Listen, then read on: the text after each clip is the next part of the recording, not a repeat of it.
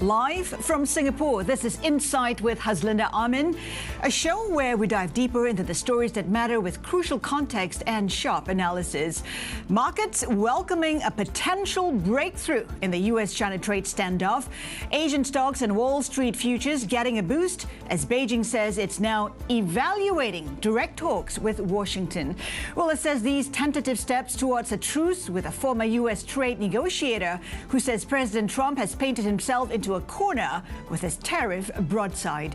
Also ahead, we speak exclusively with Vedanta about the impact of the trade war on the Indian resources sector. And I'm Paul Allen in Sydney on the eve of a knife-edge Australian election. The prospect of minority government looming large as voters weigh promises on inflation, housing and Trump's tariff war. And I'm Avril Hong in Singapore, where voters also head to the polls tomorrow amid a challenging time for this trade-dependent economy.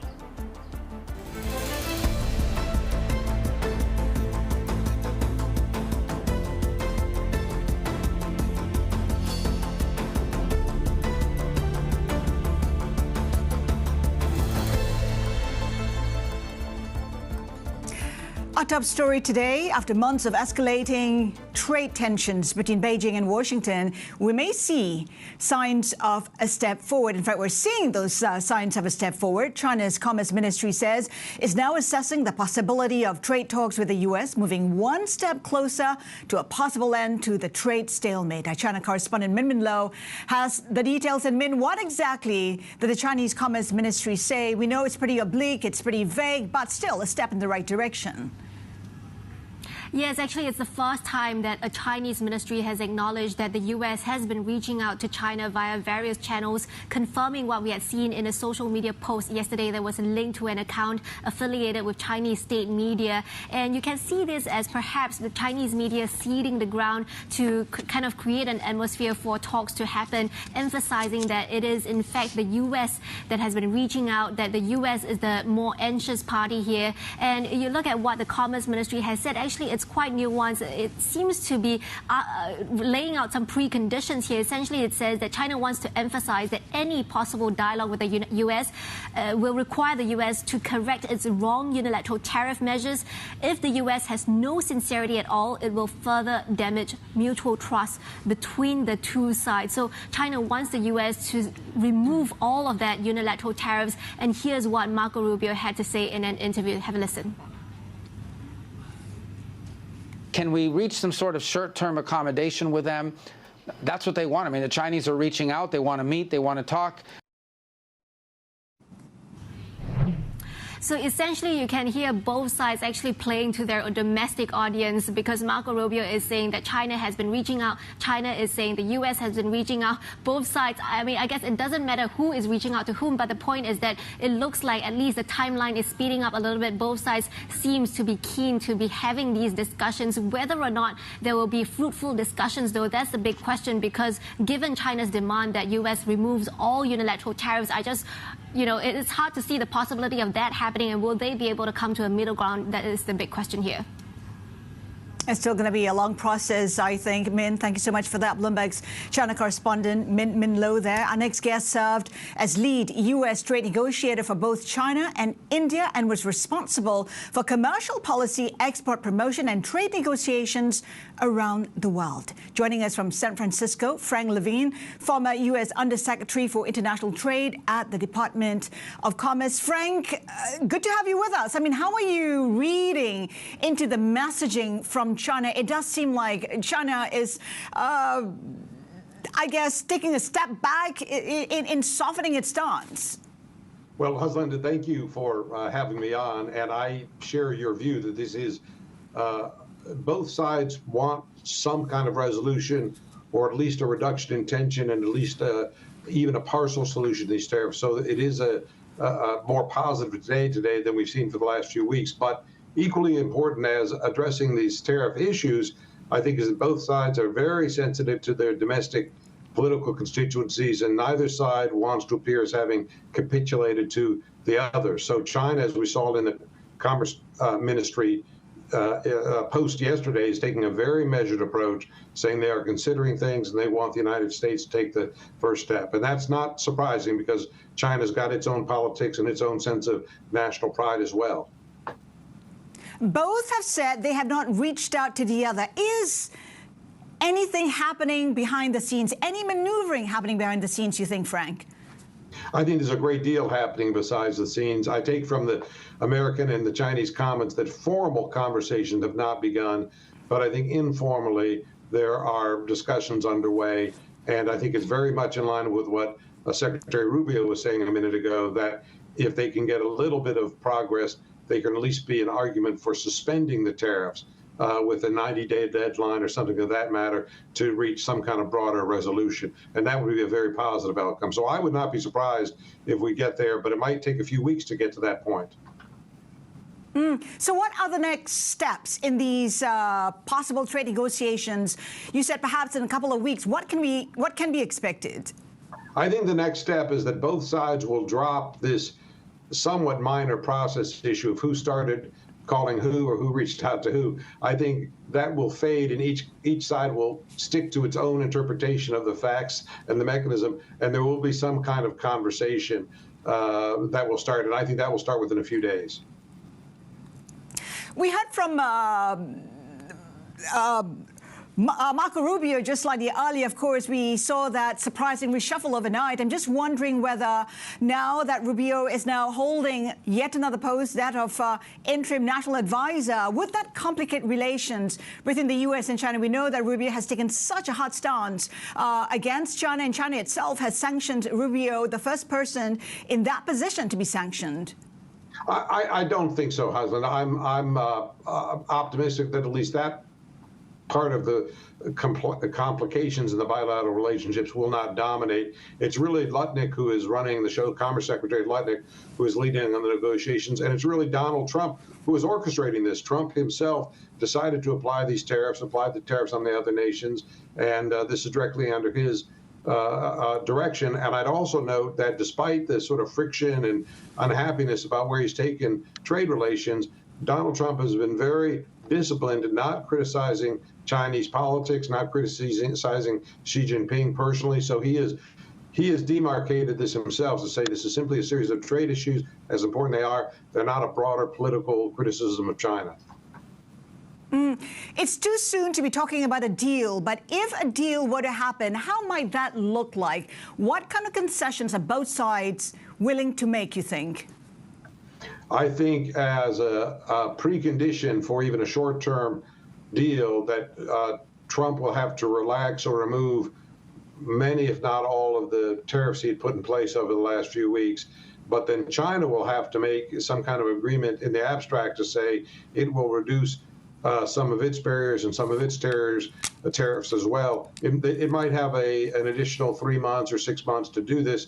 And then beyond that, I think Trump wants to see a buying agreement, which I think we should note was not successful during the Trump first term when he came to a purchase agreement from China, and they really fell short of that. But I think that he is going to go down that path again. Frank, we know there is a nuclear option which China and also Japan can use, and that is the holdings in treasuries. Today we heard from Secretary Kato saying that it is it is an option that Japan can use, and there have been murmurings perhaps that China would do the same. I'm just wondering, what are the chances? What's the risk of that option being used? Well, Haslinda, it's a real risk, and I don't think the Japanese finance minister would be saying that unless they wanted everybody to think about that. But to your point, I think this means the Trump administration has an even stronger incentive to resolve the Japan issues or take that pot off the boil, if you will, as it goes into discussing with China, because what it doesn't want to see is an alliance of countries that are sort of victims of Trump's tariff policies collaborating or working together or making similar threats. So the more it can peel off a few of the countries, a few of U.S. trading partners where Trump has applied tariffs, the stronger he's going to be going in against China. So I would not be surprised if the China set issue, if the Japan set of issues are resolved in very short order. In a few weeks, much or all of the Japan issues are taken off the table. I'm also wondering whether there could be a coordinated Asian response. What are you seeing so far? What are you hearing? I mean, currently, it's all been bilateral talks within the U.S. and the respective countries. Are you hearing potential region-wide response? But I think that's exactly the logic behind my comment, that he's got to really reset relations with Japan and get that back on an even keel, get that back on a friendly basis, so that Japan is not tempted to being part of some broader coalition.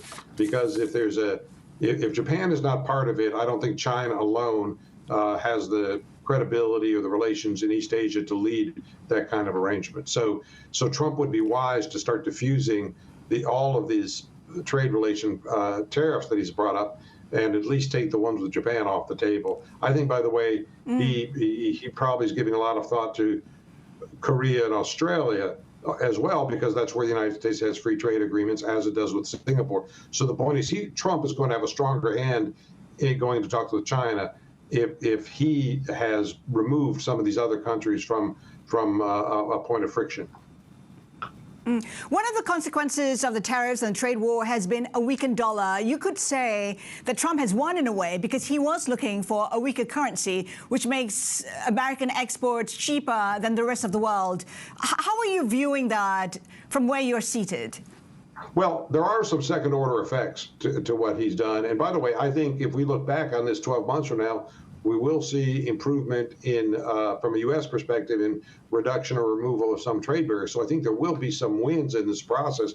So that's not really the point of criticism. The point of criticism is he's doing this in the most expensive and clumsy way possible by blanket tariffs on the whole world. So even to get some part solution, my guess is that whatever benefits he achieves won't be worth the disruption and the ill will he's causing. So it'll be somewhat a hollow victory, even if 6 or 12 months from now he can point to a few wins.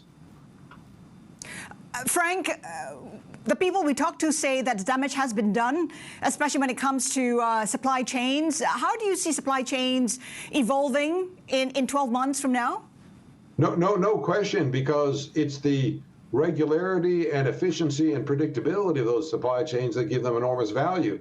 And if somebody says, look, I'm going to change these rules anytime I feel like it, and I will change the rule on you and your industry, even if your industry is not doing anything wrong, but I'm unhappy with the macroeconomics, or I'm happy with trade barriers elsewhere, but I punish you. I just was meeting with a group of footwear executives in Washington yesterday, and these guys are on fire with unhappiness because they're huge users of supply chain. About over 90% of U.S. footwear is imported footwear, and that's entirely their view. They build up businesses, they're serving the general public, they're exporting around the world, and somehow Donald Trump is punishing them. So there's an enormous amount of ill will, there's an enormous amount of business disruption, and I can tell you, people are just freezing or pausing their plans for growth, for building a new warehouse or buying more trucks or hiring 20 new salespeople. But this is going to really hurt American unemployment and American growth plans because there's not predictability in the market.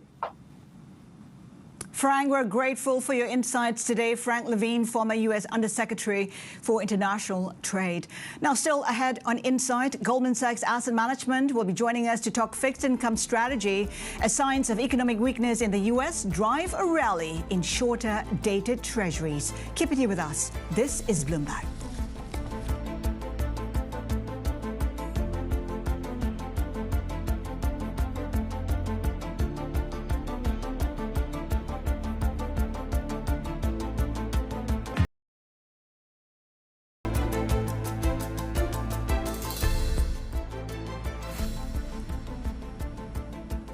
We're keeping an eye on U.S. Treasuries on the back of what Minister Kato in Japan said just overnight, that Treasuries, its holdings in Treasuries, is a card that is on the table in its negotiations with the U.S. Remember that Japan holds more than $1 billion in terms of U.S. Treasuries, and it is among the biggest holders along with China. Take a look where we are in terms of how it's trading for 2-year yields, currently 3.71, and 30-year yields at 4.7 as we speak. Let's get more perspective from our next guest, Salman Niaz, Head of Global Fixed Income for APAC ex-Japan at Goldman Sachs Asset Management. It does seem like in times of volatility, fixed income, credit is the way to go.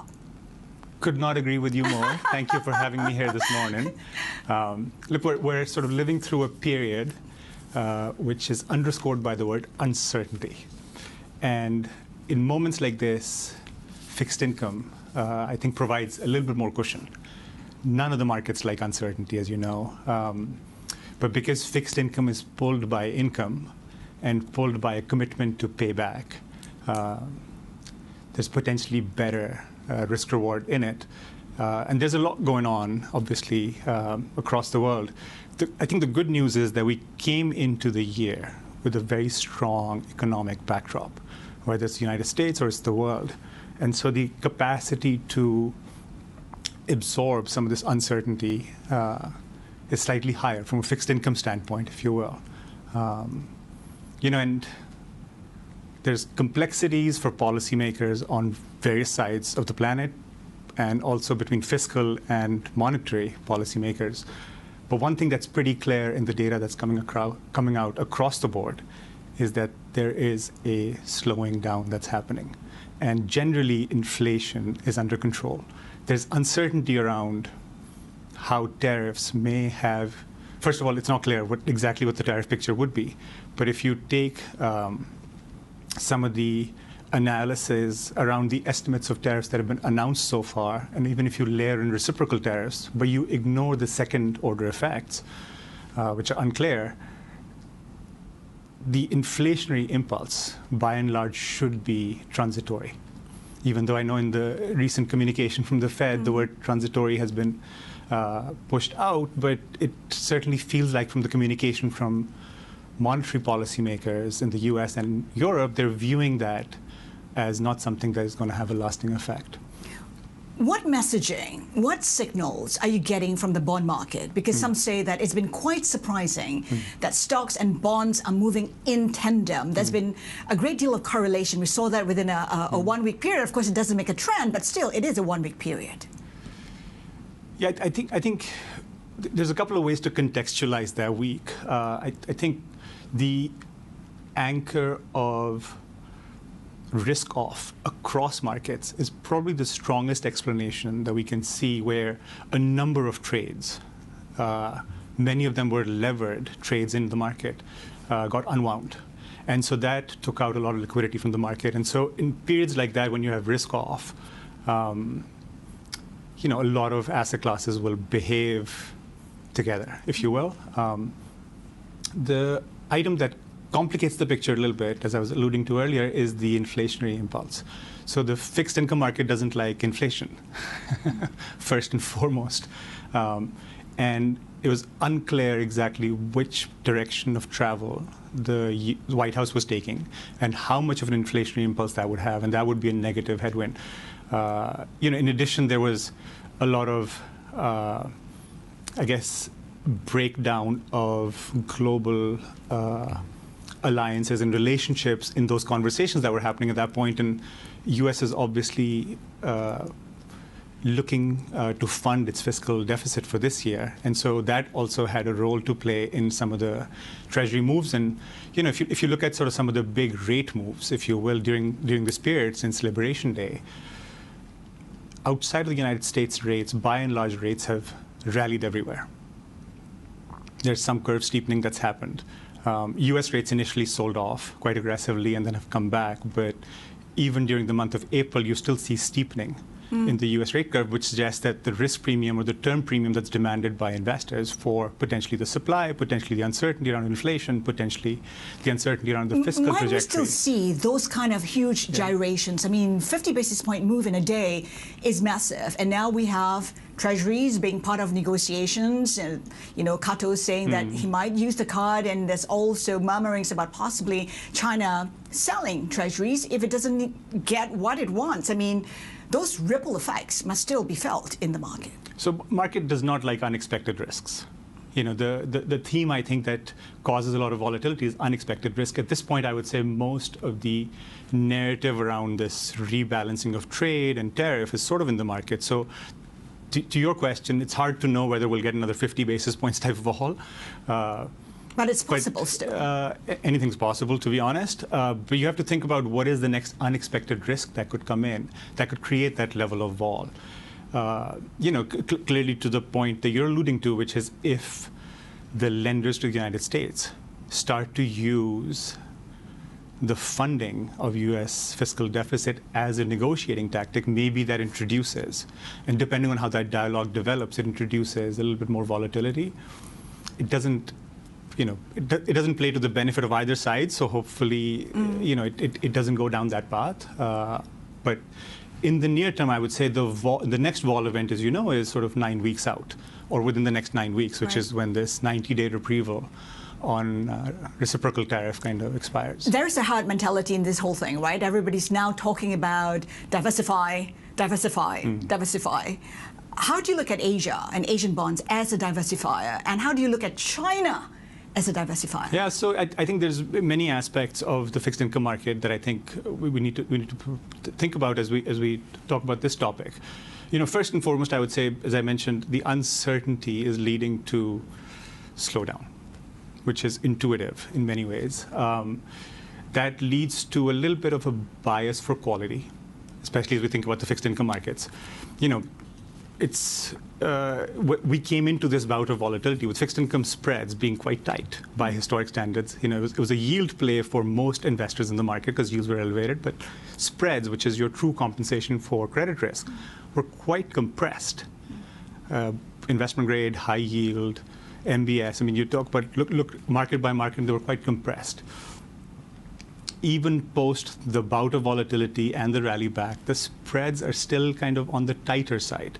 So I would say as we think about the opportunities in fixed income and the diversification aspect, there's two things that we think about. One is lean into quality, play selectively where markets are dislocated, and play for diversification. So Asia fixed income, for example, to your question, fits nicely into regional, issuer, as well as growth diversification away from the United States. So whether it's local currency rates in some of the markets here that provide opportunity because the central banks in the region, as you know, potentially have more capacity.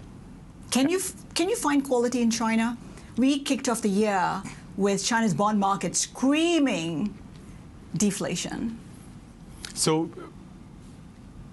let's start with the offshore Chinese bond market. It surprises most investors when we share that the Chinese offshore bond markets have been some of the best performers this year. And there's various reasons for it, but Chinese high yields doing very well, Chinese investment grades doing very well. Chinese onshore bond markets have not done poorly either, as the onshore rates have rallied and spreads have continued to compress further. So does that provide more opportunities going forward? Our view is that there is potentially more value in especially the belly of the onshore curves. Look, the macroeconomic picture in China faces a number of headwinds. It's anchored by very strong policy making, paraphernalia, if you will, domestically. But you have headwinds from the property market, you have headwinds from the tariff discussions, you have domestic consumption headwinds that the economy is facing. So there's potentially opportunities there. Someone we have to live there. Thank you so much for popping by. Salman Niaz of Goldman Sachs Asset Management. We're leaving you with a look at the Asian currencies as we speak. Coming up on the program, we're counting down to 2 big elections happening tomorrow in Australia as well as in Singapore. Keep it here with us. This is Bloomberg.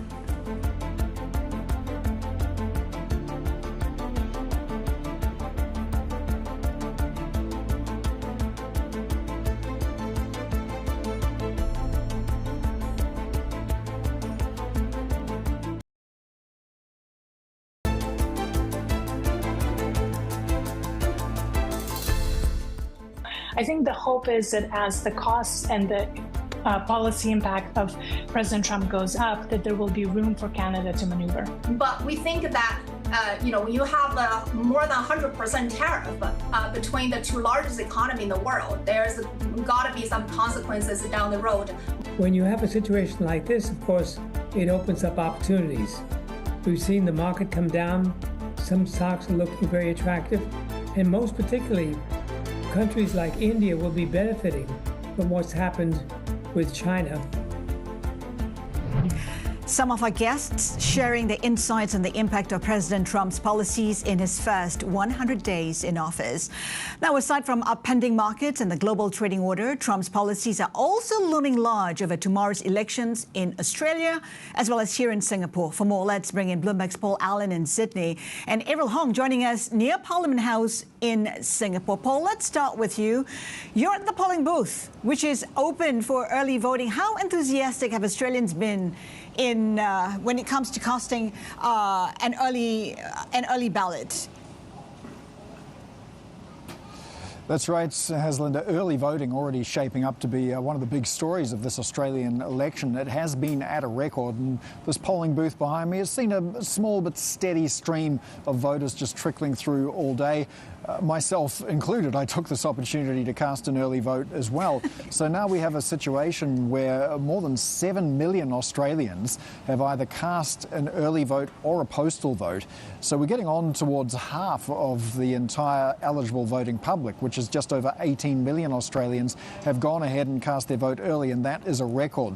Now, if you put that fact together with some of the opinion polls that we've seen that have the Labor Party of Anthony Albanese narrowly in front, that does suggest we are on course for the Labor Party to retain power in Australia.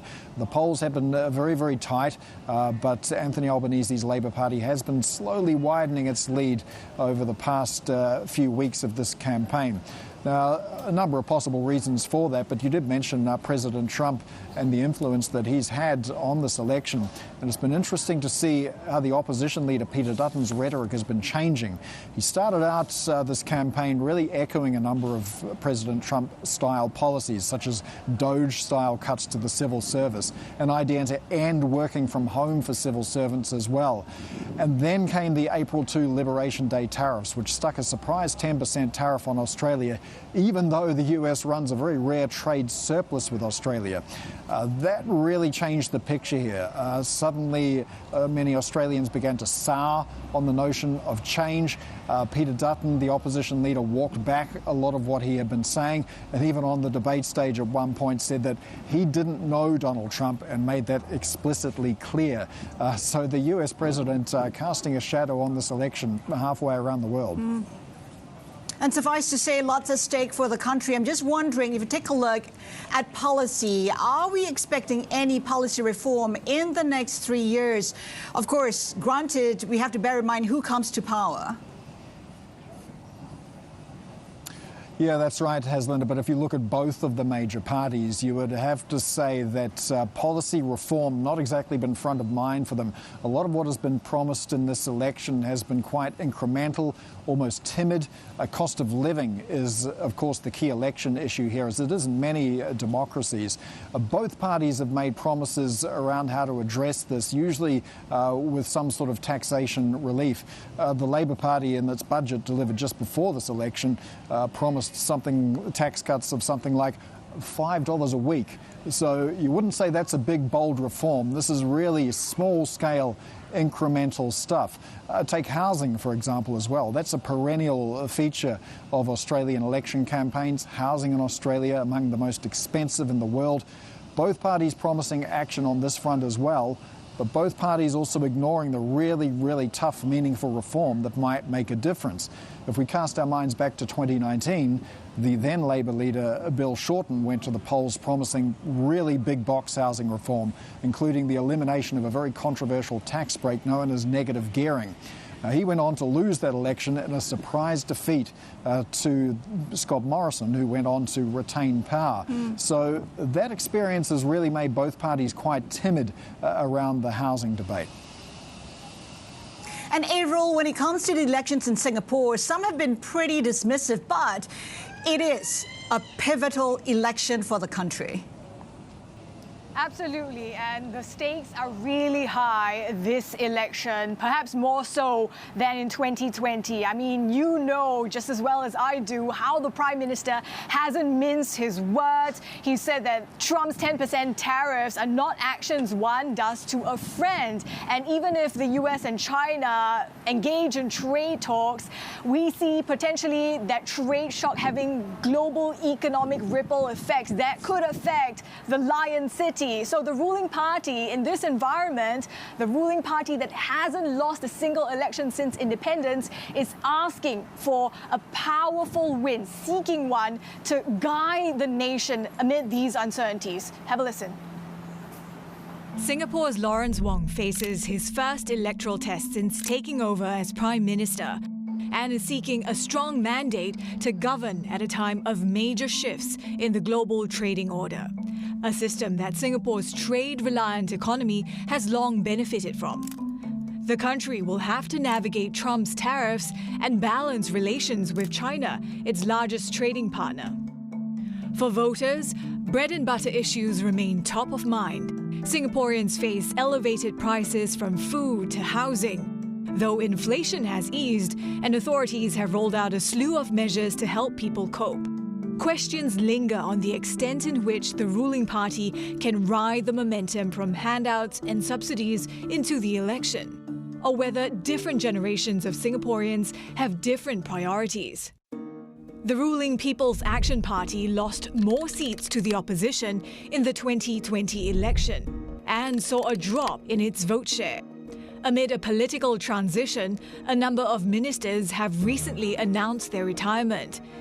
And the PAP is fielding its largest number of new candidates in recent years. Singapore's external challenges come at a sensitive time as its leaders hand over the reins to the next generation.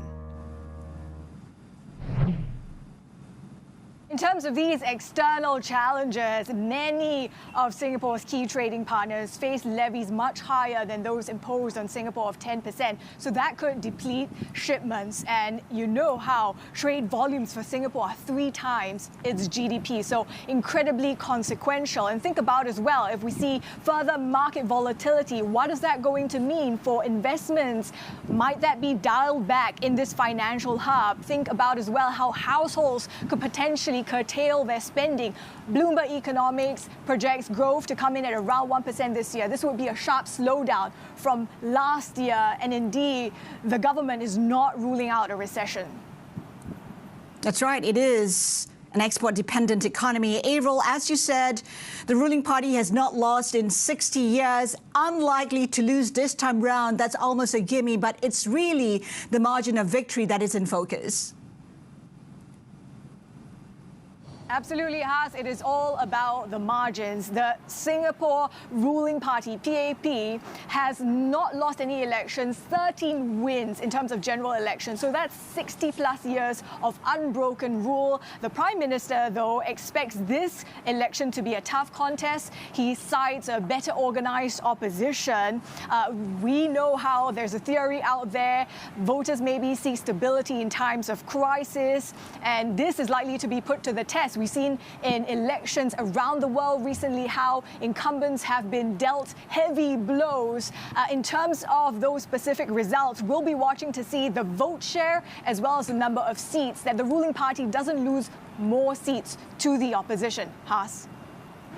And when we talk about the vote share, it is 60%. That's the mark that most people are looking out for. Bloomberg's Paul Allen in Sydney and Avril Hong near the Parliament House here in Singapore. Let's do a check on how the Taiwan dollar is doing. It's gaining as much as 2%. That is the biggest gain since 2011. That's on the back of murmurs, I guess, reports suggesting that perhaps the two sides, the U.S. and China, may be close to negotiations over trade. Of course, that is quite an improvement in terms of the messaging, given that it's been a tit-for-tat war over the last 3 months. Again, the Taiwan dollar currently extending its rally, posting its biggest gain since 2011.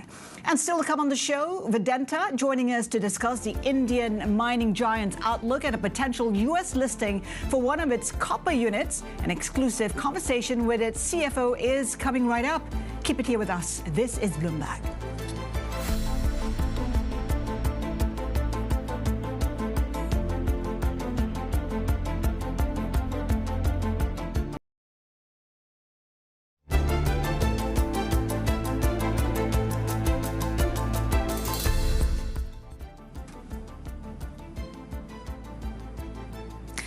We're keeping an eye on the Indian markets, kicking off its session in just under 2 minutes right now. Futures pointing to pretty flat open right now. The Sensex index at 8,300 right now, about a tenth of 1% higher.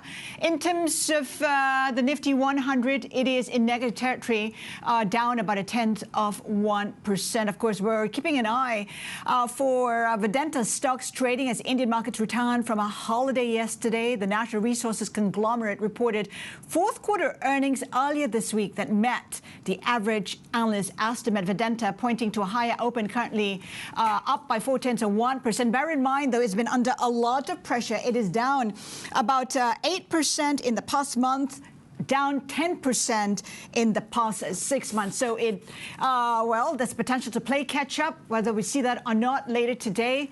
Let's see. Joining us exclusively, Ajay Goel, Chief Financial Officer at Vedanta.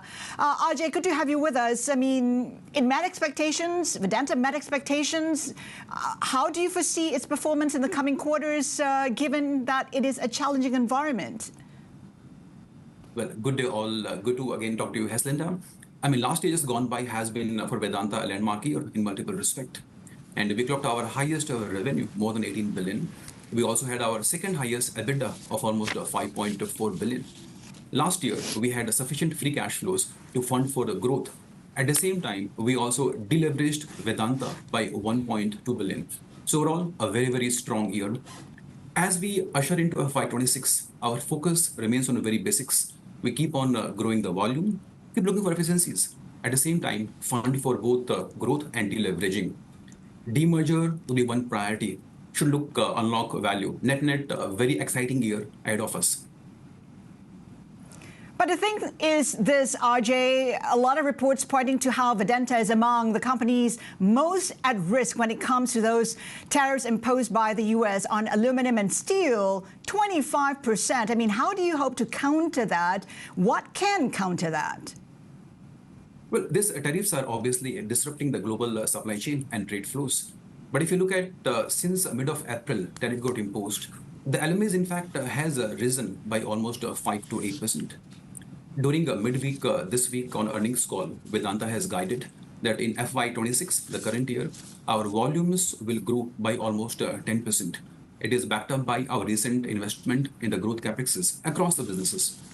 Additionally, we are also guiding the market that in the current fiscal, almost 10% additional growth led by cost, other factors. So overall, 20% plus will be the operating growth in the current fiscal. In the current year, of course, any upside when it comes to the softer commodity prices that we're seeing? I mean, coal, for instance, lower coal prices could help you counter the negative effects of tariffs. Many other feedstock as well, I would even argue. Look at, for example, alumina. And it has gone down by almost $40 per ton. So net, our focus remains on the margin production. We believe from the macro viewpoint, the impact on Indian manufacturing will be positive, and the impact on Vedanta of the tariff will be truly marginal. So in terms of demand and prices for aluminum and steel, what are your own projections? Well, Vedanta has an home advantage. We sell almost 75% of our zinc production in India and entire silver and oil into India, growing at about 12%. So we don't foresee a challenge of demand. We believe pricing will remain strong in near future, and impact on Vedanta, given the lower coal and alumina, our margins remains largely intact. Let's talk about your debt. What's the strategy to manage your debt? Over the last couple of years, we have been focusing heavily on deleveraging. If you look at Vedanta's parent company, Vedanta Resources, its debt is down to 5 billion. It is a decade low debt. So we have deleveraged. And we believe right now our capital base has been reset for good. This path will remain the same. In near future, we want to bring down debt of the parent company from current 5 billion down to 3 billion. In Vedanta India, our ratio of leverage debt to EBITDA will improve from 1.2x down to 1x. And that will be a benchmarking in metals and mining company world over.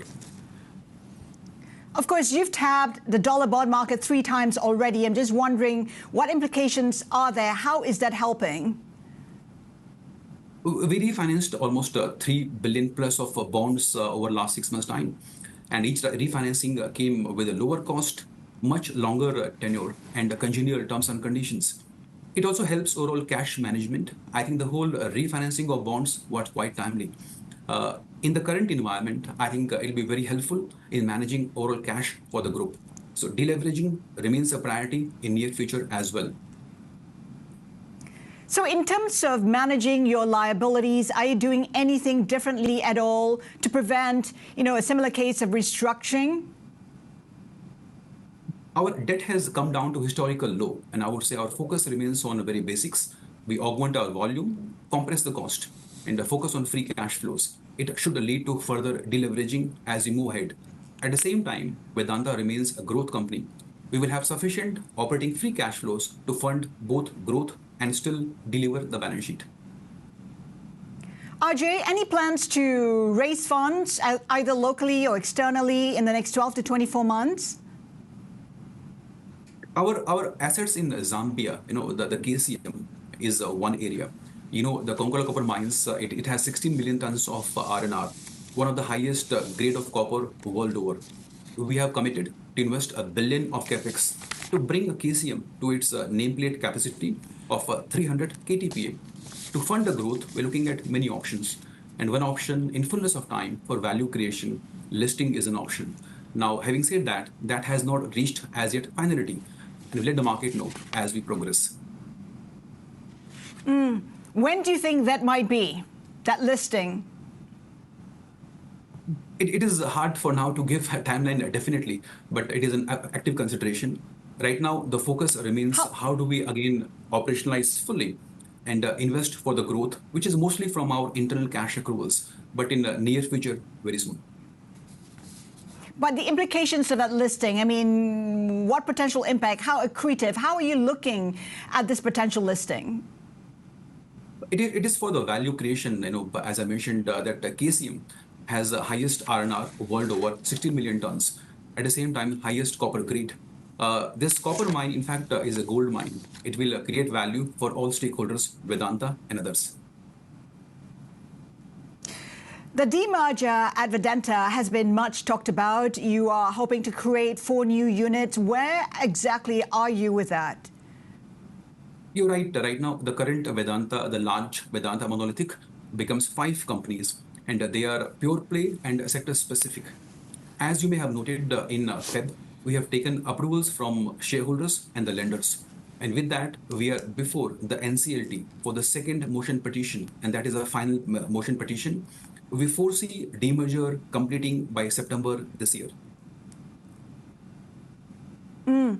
Do you think that this demerger would give you more, financial flexibility? It does. In fact, the entire repertoire of options becomes much wider. In that case, each of those 5 companies may have, in fact, a differentiated capital structure. You may also get investors in those companies who want to invest in one sector. Example remains aluminium. So in terms of financial flexibility, yes, it will raise multiple options. We've been talking about aluminum. Would that be the key driver for you? Would aluminum be where you see the biggest growth? Definitely, if you look at the aluminium growth in India, it's about 12 to 14%. Even the per capita consumption is rising very high. Over the last 2 years, aluminium in Vedanta's portfolio is the largest contributor in terms of profitability. Our growth capexes in the recent past have been in the aluminium. So be it augmenting the capacity in terms of volume, at the same time, integrating our supply chain at our refinery. So aluminium remains our good driver.